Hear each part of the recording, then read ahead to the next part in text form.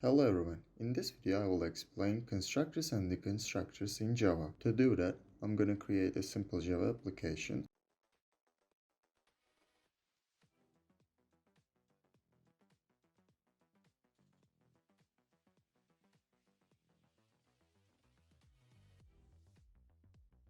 For this project, I will create two packages.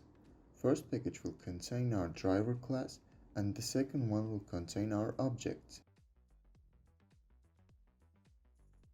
Let's create the driver class that includes our main method.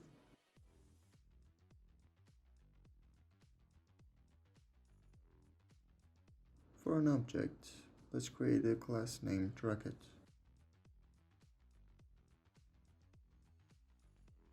Now let's set some fields like model name, max speed, acceleration rate, height and diameter. Now it is time to write a constructor. Constructors are methods that are invoked to create objects from the class blueprint. Constructor declarations look like method declarations, except that they use the name of the class and have no return type. This type of constructors are called as no-argument constructors.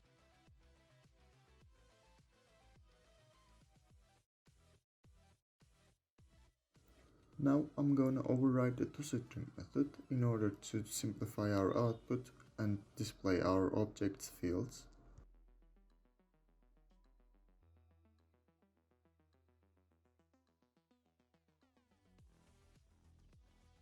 To create a new Rocket object called Rocket1, a constructor is called by the new operator.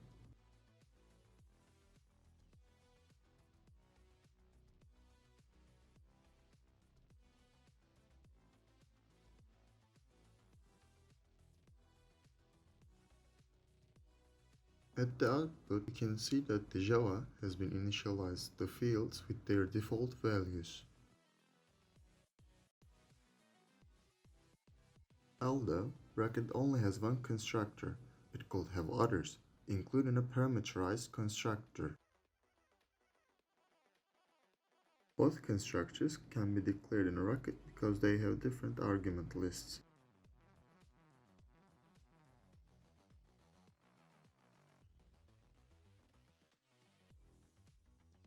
This line will create space in memory for the object and it will initialize the fields according to the provided parameters.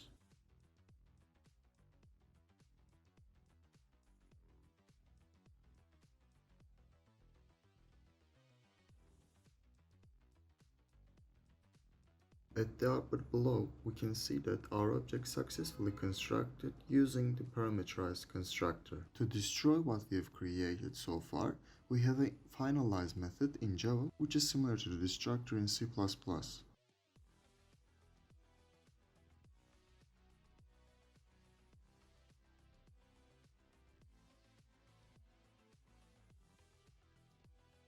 When we set our object values to null, the garbage collector will collect them and it will print the status message.